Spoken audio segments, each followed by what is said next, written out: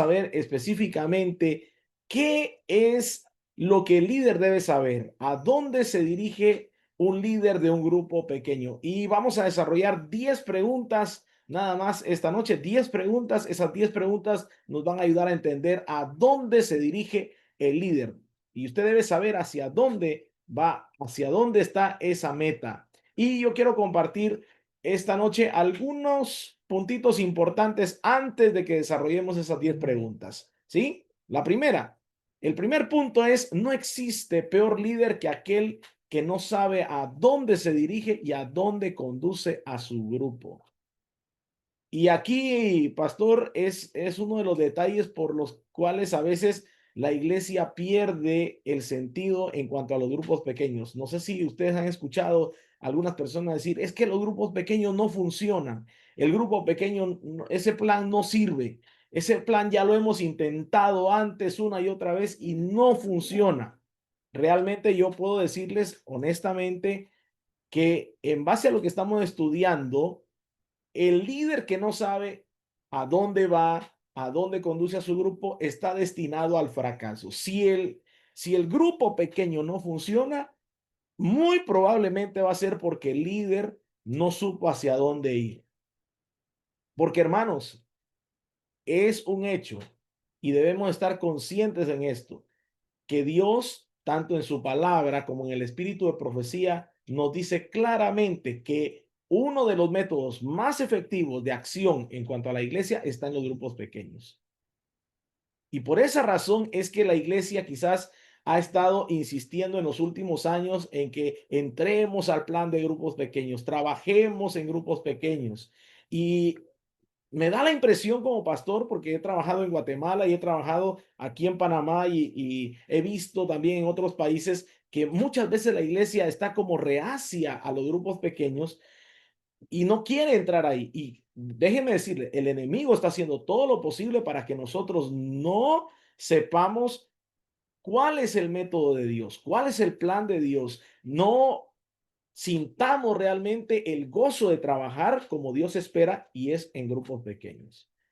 Entonces, número dos, la meta debe estar definida y clara en la mente del líder para que el grupo llegue al destino.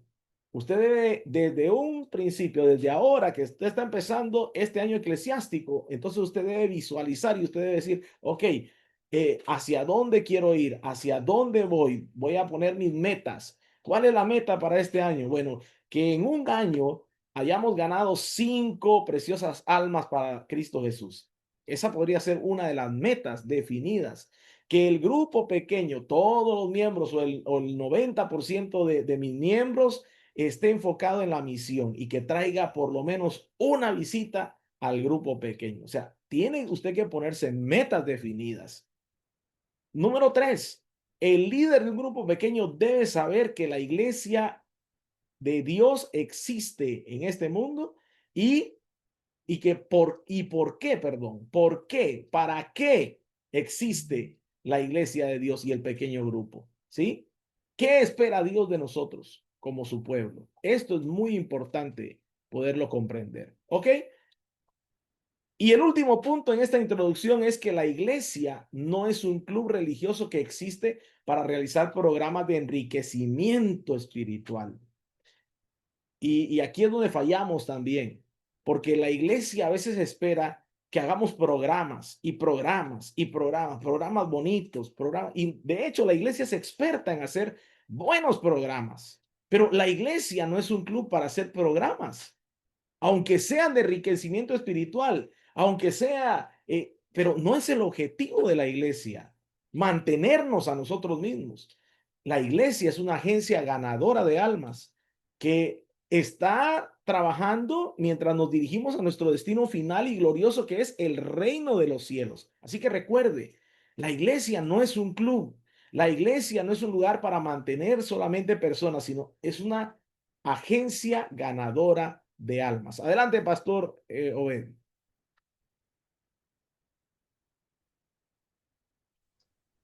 Muchas gracias, pastor. Mira, eso es tan interesante porque mira, no es que estamos en contra de los programas son necesarios. Yo siento que los programas son algo así como un fósforo, ¿verdad? un fósforo que enciende algo más. Y lo interesante aquí es que los grupos pequeños no son un programa. Los grupos pequeños es una iniciativa que debe permear todas las esferas de la iglesia y debe ser un estilo de vida en los miembros de iglesia, porque no es un programa, no es un programa, no es algo que empieza y termina, sino que es algo continuo, continuo. Y pues sin duda hay que hacer programas, pero hay que enfocarnos más en los procesos. El grupo pequeño es un proceso, es la iglesia en la comunidad. Si nosotros no, como iglesia no vamos a la comunidad, ¿qué vamos a ganar?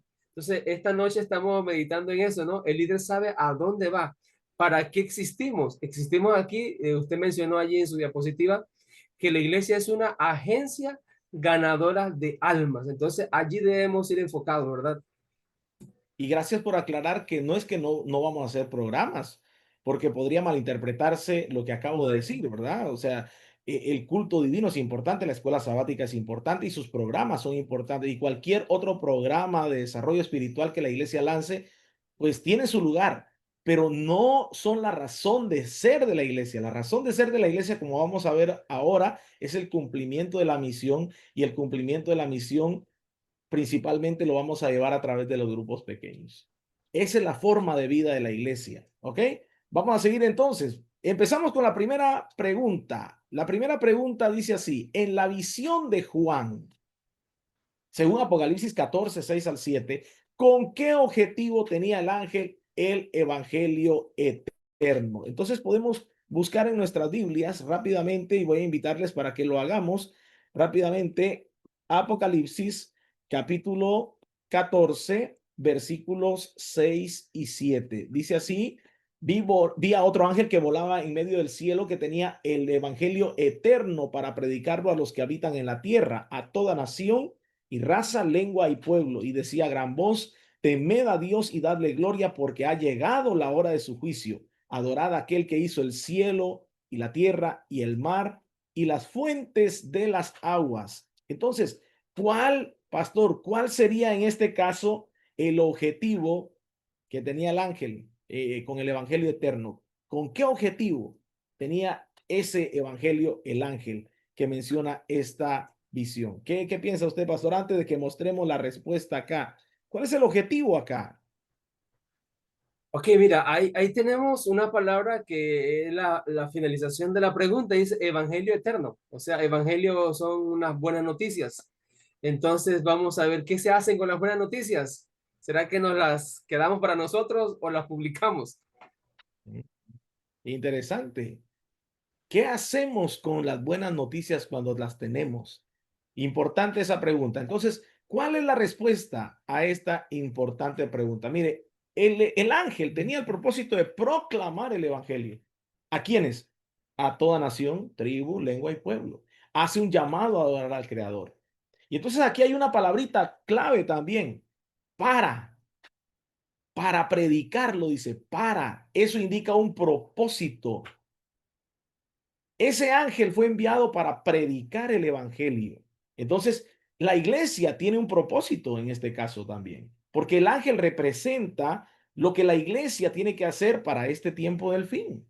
El mensaje de los tres ángeles representa lo que la iglesia debe hacer en este tiempo: proclamar el evangelio eterno a quienes, a toda persona, toda nación, tribu, lengua y pueblo. Muy bien.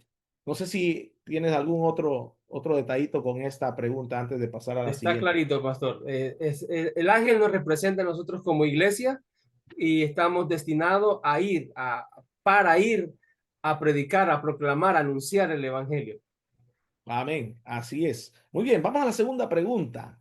¿Qué dice la sierva del Señor comentando al respecto de lo que acabamos de leer en Apocalipsis capítulo 14? En Consejos para la Iglesia, en la página 436, voy a leer un poquito más de lo que puse en la diapositiva, y dice así: la iglesia es el medio señalado por Dios para la salvación de los hombres. Mire qué interesante. Fue organizada para servir. y su misión es la de anunciar el evangelio al mundo. Desde el principio fue el plan de Dios que su iglesia reflejase al mundo su plenitud y suficiencia. Los miembros de la iglesia, los que han sido llamados de las tinieblas a su luz admirable, han de revelar su gloria. Interesante. ¿Cuál fue el medio que Dios señaló para la salvación de los hombres? La iglesia. Dios dejó la iglesia como ese medio para que el mundo conozca a Cristo Jesús. La misión de la iglesia es proclamar el evangelio al mundo. Y a mí a veces me da tristeza porque a veces nos enfocamos en otras cosas que no son malas en sí, son buenas, pero las ponemos como prioridad.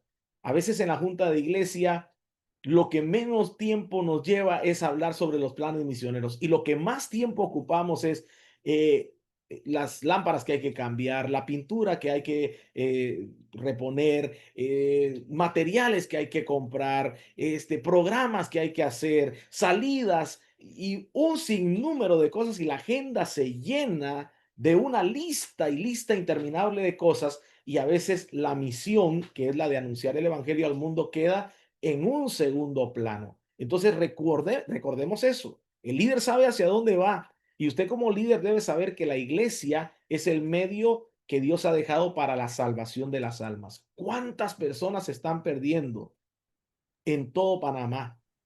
¿Cuántos millones de habitantes hay solamente en el casco urbano de la ciudad de Panamá, donde usted vive, en esas barriadas ahí saliendo de Panamá?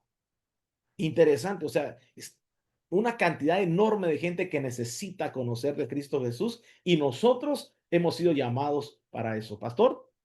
Sí, bueno, mira, eso es tan delicado, pastor, porque imagínate, digamos que yo soy un líder de grupo pequeño y mi pensamiento es reunirme para reunirme con mis hermanos, pasarla bien y ya, ¿verdad? Quizás estoy desenfocado si mi pensamiento es ese, pero puedo enfocarme y puedo saber hacia dónde debo ir esta noche.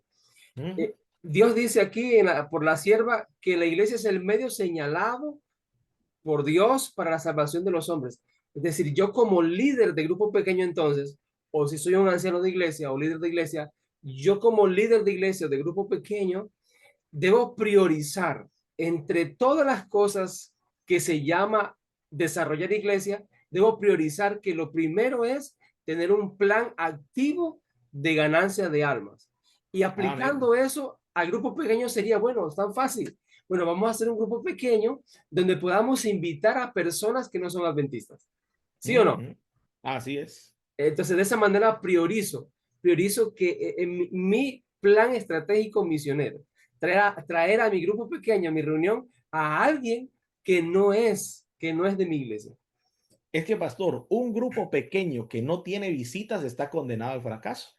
Por esa razón es que muchas veces los grupos no funcionan y los hermanos dicen, es que ya probamos, pero no funcionó. No funcionó posiblemente porque el grupo se centró en mantenerse a sí mismos. Se reunían para... Hizo un círculo sí. allí, un círculo que nadie más cabe y se muere. Entonces, una líder de grupo pequeño en un lugar lejos de aquí, cerca de allá, dijo a su grupo pequeño, vamos a poner 2 sillas vacías cada reunión para que sea un reto, un desafío llenar esas sillas. El próximo viernes o el próximo jueves o el próximo lunes, no sé qué día usted va a escoger para reunir su grupo pequeño, pero esta líder dijo, el próximo día de reunión, esas sillas tienen que estar llenas. Vamos a traer a alguien, vamos a invitar a alguien, vamos a conseguir a alguien que llene esas sillas. Interesante, ¿no?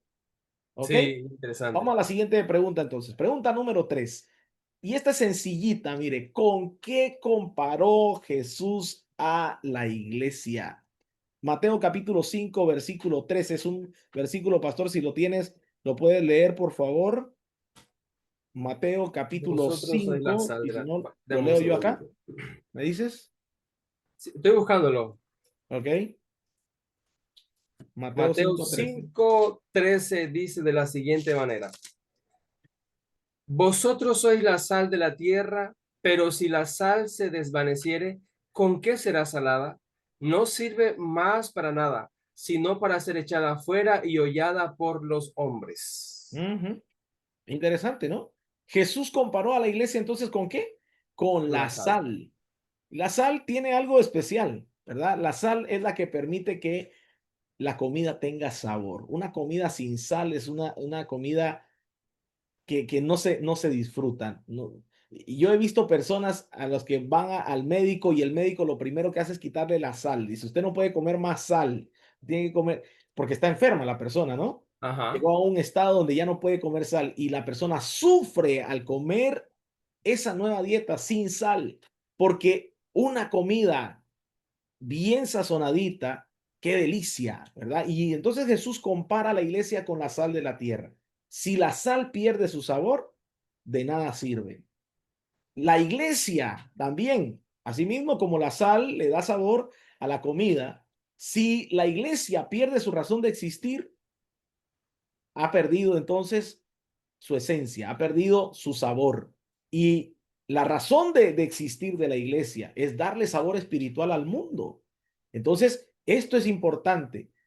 Tenemos que recordar siempre que nosotros somos llamados para darle sabor al mundo. Pastor. Oye, aplicando esto porque siempre me gusta llevar a la aplicación, cómo lo puedo aplicar en mi entorno. Digamos que la iglesia es la sal, pero la iglesia, el templo, es como un salero, ¿no? Ujú.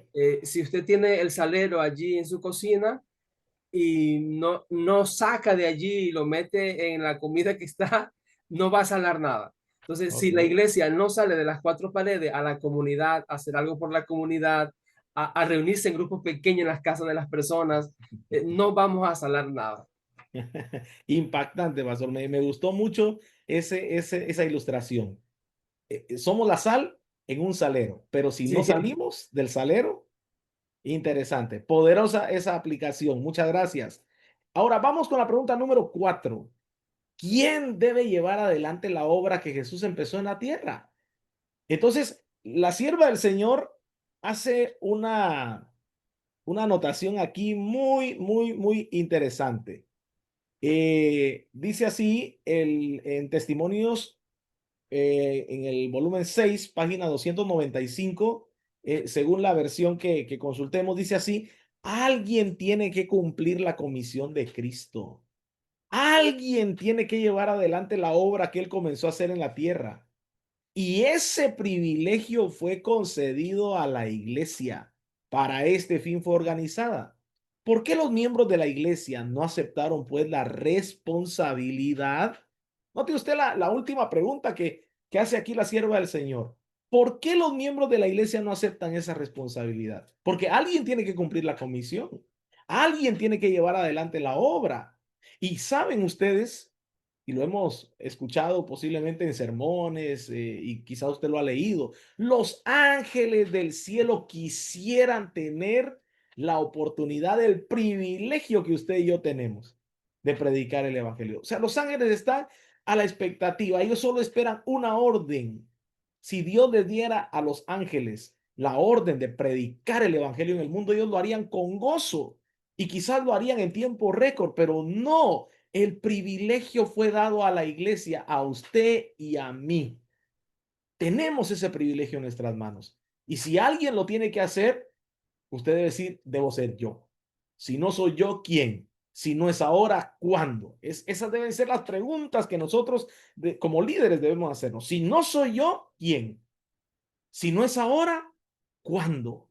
Alguien lo tiene que hacer, debo ser yo. Alguien tiene que llevar adelante, debo ser yo. Yo soy la iglesia, soy parte de la iglesia. Usted y yo somos parte de esa iglesia. Por lo tanto, ese privilegio nos corresponde a nosotros. Pastor, no sé si tienes algún comentario al respecto de esto. Sí, correcto. Mira, nosotros tenemos que concientizarnos y tenemos que convertirnos a este mensaje de trabajar en grupo pequeño, en ganar almas, en trabajar. Y aquí hay muchos líderes que están escuchando o van a escuchar esto después, que también están con eso. Y un testimonio personal es que necesitamos orar, ¿verdad? Yo estoy trabajando con un proyecto de una plantación de iglesia y no, lo primero que nos pidieron fue que debemos elegir un grupo base, ¿no? Entonces, yo empecé a orar por un grupo base, por unas personas, y entre ellas muchas personas no son adventistas todavía, son conocidos, y yo empecé a orar por una persona, oye, a los 3 días de estar orando, a los 3 días de estar orando, esa persona me llamó, o me escribió más bien, y me dice, pastor, ustedes no dan estudio bíblico en la iglesia. Yo digo, sí. ¿Y usted no pudiera darme un estudio bíblico a mí? Yo digo, sí. Y le escribo, sí. ¿Y cuánto tengo que pagarle por eso? Me dice la persona. Yo digo, no, no, no tiene que pagarme por eso. Ya 3 días orando por esa persona, porque quiero que forme parte de mi grupo base para la plantación de una nueva iglesia. Y ella fue la que me contactó a mí. Wow, yo creo que si lo que estamos aquí escuchando en esta ocasión, los que van a escuchar después, nos ponemos en las manos de Dios y sabemos que Dios quiere que seamos líderes, que inclinemos la balanza hacia la obra misionera, a que hagamos la obra misionera y oramos, Dios va a abrir mucho camino. Si tú eres Amén. un líder que estás recibiendo el llamado para abrir un grupo pequeño o para reactivar tu grupo pequeño, hermano, empieza a orar. Dios va a Ujú, abrir las puertas. ujú, Aquí van a comenzar con un vecino, con alguien o con otra familia. Dice la Biblia, donde hay 2 o 3 reunidos, allí Dios va a ir a bendecir. Un grupo ujú, pequeño es eso, hermano. Tenemos ujú. que ser la sal de la tierra. Amén, amén, definitivamente, poderoso. Pregunta número 5. ¿De qué depende el éxito en el cumplimiento de la misión? ¿De qué depende? Mire, podemos decir muchas cosas, pero la sierva del Señor en el libro Obreros Evangélicos en la página 88 dice algo interesantísimo. Aunque son necesarios tan pocos, tan solo pocos oficiales, se requieren muchos soldados para formar las filas del ejército. Y sin embargo, el éxito depende de la fidelidad de cada soldado. La cobardía o la traición de un solo hombre puede atraer el desastre sobre todo el ejército. Me llama la atención. La sierva del Señor hace una comparación entre un ejército convencional, un ejército humano, y lo que la iglesia es. Somos un ejército al mando del capitán que es Cristo Jesús. Y noten ustedes, dice, en un ejército se necesitan unos pocos oficiales, pero se necesitan muchos soldados para formar las filas de ese ejército. Y usted y yo somos parte de esos soldados que estamos a la orden del capitán. Se necesita orden en el ejército, pero el éxito depende de la fidelidad de cada soldado. Y eso a mí me llama mucho la atención. Usted y yo, cuán fieles estamos siendo al llamado del Señor. Cuán fieles vamos a ser al llamado que se nos ha hecho para ser líderes. Cuán fieles vamos a ser al llamado que Dios nos ha dado de predicar su evangelio y de ganar almas, reclutar personas para el reino de los cielos. Y noten, cobardía o traición de uno solo de nosotros puede traer el desastre sobre todo el ejército. Y eso a mí me impacta porque entonces yo digo, ¿será que he hecho todo de mi parte o he estado traicionando a Cristo? He estado haciendo todo para servir al Señor, he hecho todo lo que está a mi alcance, me he esforzado lo suficiente para hacer lo que tengo que hacer, porque ¿de qué depende el éxito? En este caso, humanamente hablando, de la fidelidad de cada uno de nosotros. Pastor. Pastor, allí puedo mencionar algo muy, muy importantísimo. ¿Por qué? Porque como líder, digamos, yo tengo actualmente 9 iglesias y queremos ir a la 10ª con este nuevo proyecto de plantación de iglesia.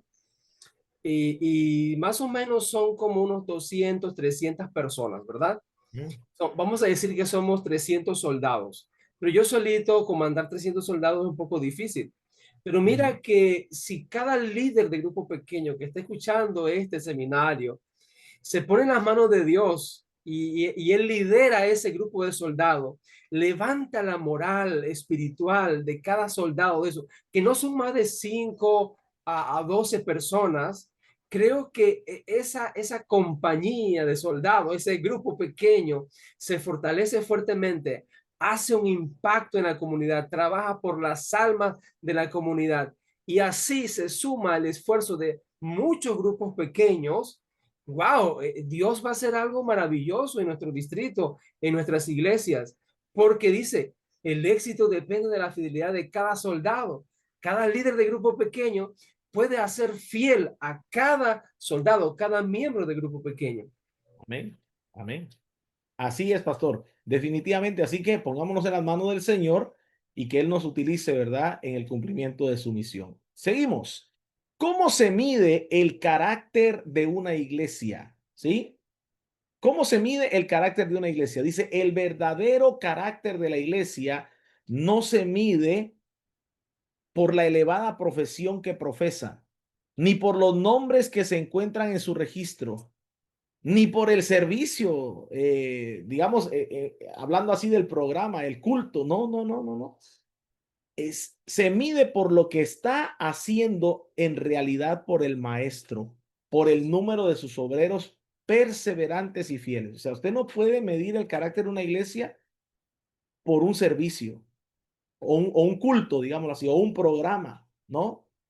El verdadero carácter de la iglesia se mide por lo que cada uno de nosotros esté haciendo por Jesús. El número de obreros que estén involucrados en la misión. Por esa razón, el diablo es tan astuto de tener a la mayor parte de la iglesia de brazos cruzados. Siempre en los seminarios donde hablamos de crecimiento de iglesia o de ministerio personal o de trabajo, siempre las estadísticas nos dicen que es el 10% nada más de la iglesia que está trabajando. Pastor, yo no sé cómo usted se siente cuando escucha esas estadísticas, pero a mí me da tristeza. Cuando yo escucho que solamente el 10% de la iglesia está trabajando para Cristo Jesús. ¿Y cómo se mide el carácter de una iglesia? Por lo que cada uno de nosotros está haciendo por Jesús. ¿Qué estoy haciendo por Jesús? ¿Qué estoy haciendo como líder para involucrar a otros? Y aquí está el desafío, pastor. Sí, correcto. El desafío es sobre todo para los líderes de grupo pequeño, queridos hermanos. Queridos líderes, ustedes son una parte fundamental de la gran estructura de la iglesia. ¿Por qué? Porque si el líder de grupo pequeño puede activar a ese grupo específico de hermanos que tiene bajo su liderazgo, vamos a poder tener más hermanos involucrados. Y a veces no solamente es ir a dar estudio bíblico, sino conectar con las personas y traerlas, acercarlas a Cristo Jesús. Va a haber alguien que tiene la inteligencia o el don para enseñar de la Biblia. Tal vez no es usted, pero todas las personas, todos los hermanos de iglesia tienen el desafío, o tenemos el desafío de traer a alguien a los pies de Cristo Jesús, con nuestra amistad simplemente. Entonces, una iglesia puede tener lindas bancas, puede tener un culto, wow, poderoso, buena música, buen ambiente, pero si esa iglesia no tiene personas que están trayendo otras personas a los pies de Cristo Jesús, dice que no tiene el carácter, no tiene el carácter de Cristo Jesús. Amén. Gracias. Muy bien, vamos a la siguiente pregunta. ¿Cómo debe vivir la iglesia en el tiempo del fin? Porque estamos en el tiempo del fin, definitivamente. O sea, Amén. todo nos dice las noticias, lo que está ocurriendo en cada rincón del planeta. Todo indica que estamos en el tiempo del fin.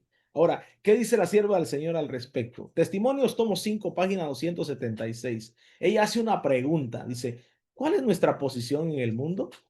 Estamos en tiempo de espera, mas este periodo no debe ser disipado en abstracta devoción. Espera, vigilia y atento trabajo deben combinarse. Aquí hay tres elementos que la sierva del Señor resalta cómo debe vivir la iglesia en el tiempo del fin. ¿Cuál debe ser nuestra actitud? Esperando a Cristo, esa es la espera, ¿sí? Esperar a Cristo. ¿Estás tú esperando a Cristo? Pero no solamente esperarlo. Dice también vigilia. ¿A qué se refiere con vigilia?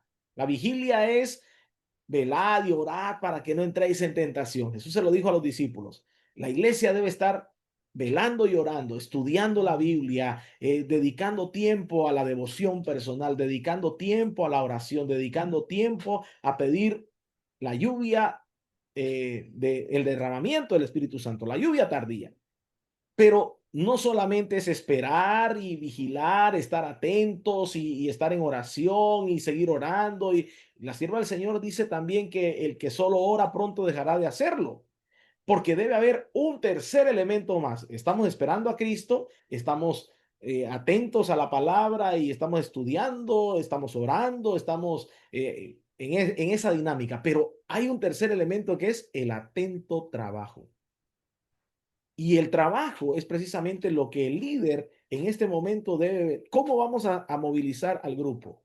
¿Qué trabajo vamos a hacer? Tenemos que traer almas a los pies de Cristo. Vamos a ir a invitar, vamos a impactar la comunidad, vamos a conectar con la comunidad. ¿Cómo podemos atraerlos para que vengan aquí a este hogar? ¿Cómo traerlos a esta casa donde nos vamos a reunir? Ese es el atento trabajo. Esas tres cosas entonces deben combinarse.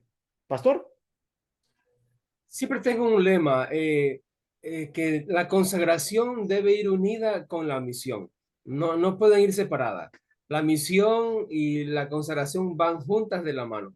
Si nada más nos consagramos y no vamos a la misión, no vamos a hacer nada.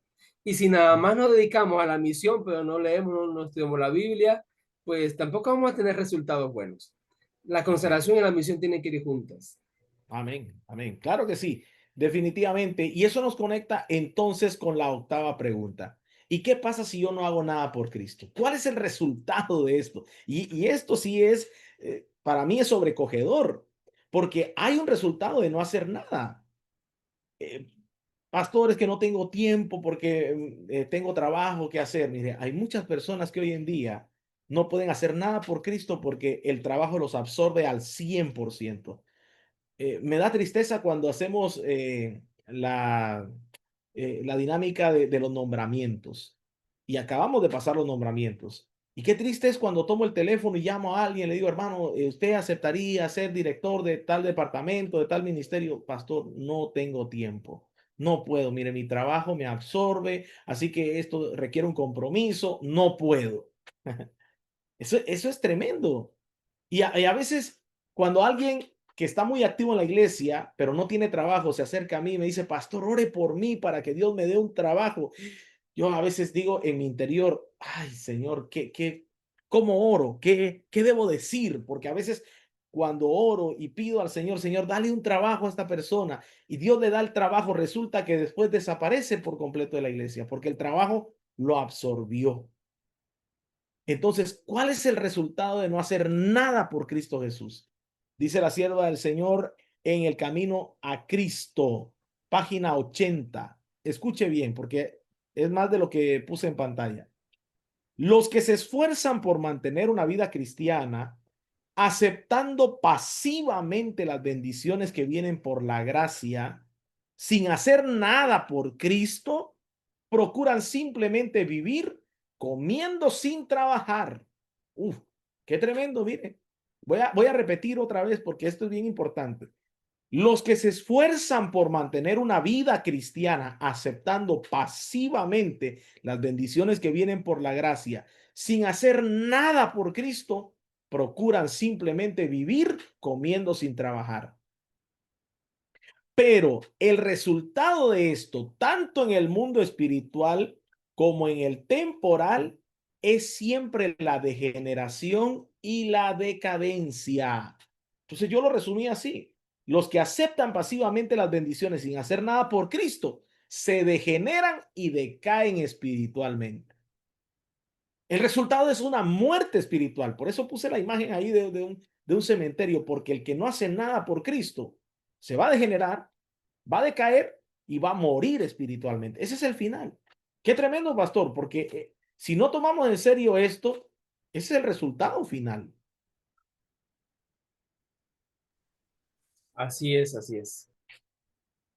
¿Ok? ¿Seguimos? ¿Una más? Muy bien. Pregunta número 9. ¿Qué necesitamos tener en cuenta cuando las cosas, bueno, aquí hay dos cosas que podríamos decir. Si las cosas nos van bien o nos van mal. Cualquiera de las dos podrían ser. ¿Qué necesitamos tener en cuenta? Si la cosa no fuera bien o si la cosa va muy bien. Porque puede ser que tu grupo pequeño está funcionando y todo, y podemos caer en el error de pensar que como está funcionando todo bien, no tenemos necesidad de nada más. Entonces, ¿qué debemos recordar? ¿Qué debemos recordar? Deseado de todas las gentes, página 328 dice, necesitamos mirar constantemente a Jesús comprendiendo que es su poder lo que realiza la obra. Aunque hemos de trabajar fervorosamente para la salvación de los perdidos, también debemos tomar tiempo para la meditación, la oración y el estudio de la palabra de Dios. Es únicamente la obra realizada con mucha oración y santificada por el mérito de Cristo la que al fin habrá resultado eficaz para el bien. Interesante. Entonces, como líderes, ¿qué debemos hacer? Mirar a Cristo. Fija tus ojos en Cristo, mira a Cristo. Y por el otro lado, la oración con los méritos de Cristo es lo único que necesitamos tener en cuenta, ya sea cuando las cosas nos van muy bien o si las cosas no están yendo bien. Mira a Cristo. No pierdas tu mirada de Cristo. Pastor, ¿algún comentario aquí? Bueno, mira, ahí estábamos hablando hace un momento sobre la consagración y la misión, ¿verdad? Cuando en el grupo pequeño vemos que hay un ímpetu, hay un avance, hay que llevar a esa congregación a que sigamos estudiando la Biblia, lanzarle nuevos desafíos y mantenernos allí, porque puede ser que nos situamos en un momento donde todo va bien, de repente el grupo pequeño dejó de reunirse cuando estaba en su máximo esplendor. Uh ¿Por qué -huh, fue? Porque llegaron a un tope donde ya no habían más desafíos, no se le uh -huh, presentó que ahora vamos a multiplicarnos, ahora uh vamos a -huh. hacer esto, o vamos a trabajar de esta manera, o vamos a formar este nuevo líder. Debemos tener mucho cuidado ahí en esas cosas también, porque cuando las cosas van muy, muy bien, hay que ir ver a dónde más hay que hacer para superar lo que ya está bien. Pastor, y hay peligro cuando las cosas van muy bien. Vamos a tomarlo con el ejemplo de Elías. A Elías le fue muy bien en el Monte Carmelo. Cayó fuego del cielo que barrió completamente con el altar, con la carne que había sido puesta ahí, la leña, hasta las piedras. Todo fue consumido en ese momento en respuesta a la oración de Elías. 450 profetas de Baal fueron decapitados ese día, acabando con una era de idolatría. Esa noche cayó un tremendo aguacero en respuesta a la oración de Elías. O sea, todo iba bien, había habido victoria ese día en el nombre del Señor. Pero ¿qué pasó al día siguiente? Al día siguiente Elías estaba huyendo de una mujer que lo estaba amenazando de muerte. Todo el día anterior, todo bien. Las cosas iban muy bien, pero al día siguiente Elías estaba huyendo. ¿Qué pasó ahí? Es una lección para nosotros como líderes, definitivamente. ¿Por qué? Correcto. Porque posiblemente Elías dejó de ver a Cristo, dejó de ver al Señor y pensó en su propia vida y qué voy a hacer y me están amenazando y mejor huyo de aquí, mejor dejo tiradas las cosas, dejó tirado la misión, dejó todo. Y muchas veces como líderes podemos caer en ese error de que las cosas nos están yendo tan bien y de repente una cosa sucede y entonces, como dice el dicho, dejamos el Lo que plumero. pasa es que nos descuidamos y como nos descuidamos, allí viene el enemigo y nos Ujú, agarra.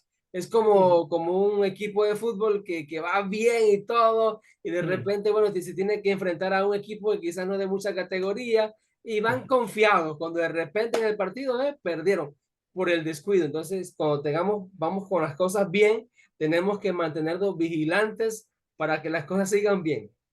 Perfecto. Vamos a la última pregunta, pastor. Estamos aterrizando ya en nuestro estudio de esta noche y la 10ª pregunta dice, ¿qué gran comisión le dio Dios a su iglesia antes de regresar a su Padre? Hechos 1:8 nos da la respuesta. Dice, pero recibiréis poder cuando el Espíritu Santo haya venido sobre vosotros y me seréis testigos en Jerusalén, en toda Judea, en Samaria y hasta lo último de la tierra.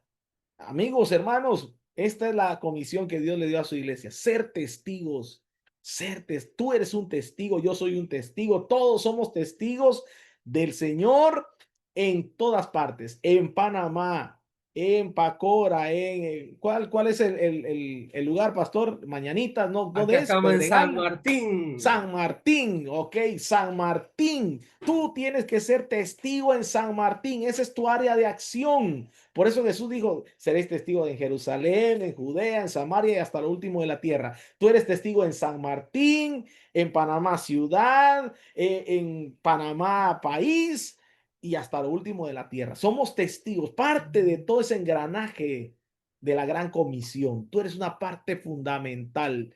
No esperes que todo Panamá sea evangelizado. No, San Martín tiene que ser evangelizado. ¿Sí? Porque si San Martín es evangelizado, otros se van a encargar de las otras partes y cuando tú sientas, Panamá entero va a ser evangelizado. Si todos cumplimos con la parte de nuestra misión, céntrate en eso. San Martín es tu misión. Esa es tu comisión. San Martín es el lugar. Testigo en San Martín. Y ninguna iglesia que no evangeliza justifica la existencia. O sea, nuestra iglesia, su razón de ser es San Martín.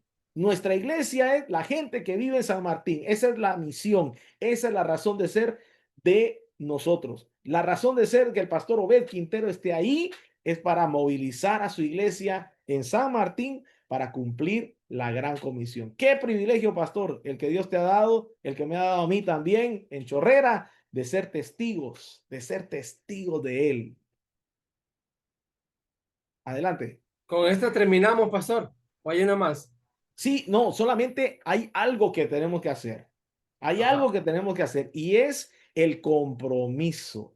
¿Cuál va a ser nuestro compromiso aquí, pastor? Después de haber estudiado todo esto y habernos enfocado y haber dicho, bueno, yo como líder tengo una razón de ser, Dios me ha dado una comisión, Dios me ha dado una tarea, ahora yo tengo que hacer una decisión. Y la decisión es, decido ser un líder que sabe hacia dónde va. Mire, qué interesante. Decido ser un líder que sabe hacia dónde va, guiando a mi grupo hacia el cumplimiento de la misión.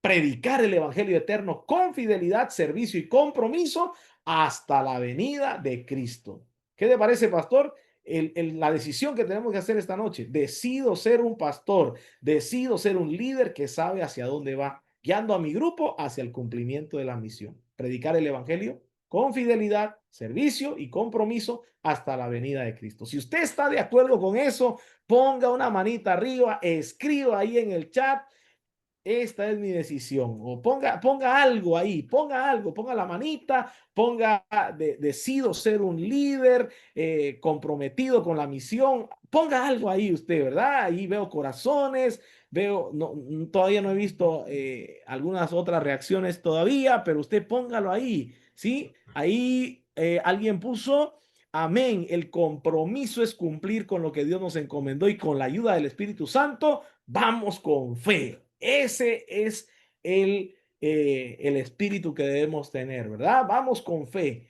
Así que, amigos, hermanos, líderes, gracias por servir con amor. El servicio que usted presta a la iglesia, al Señor, es el reflejo del amor que usted siente por Cristo Jesús. Así que, amigos, hermanos, que Dios les bendiga. Pastor, ha sido un privilegio esta noche estar con ustedes y compartir estos pensamientos, compartir parte de lo que Dios nos ha encomendado. Dios les bendiga.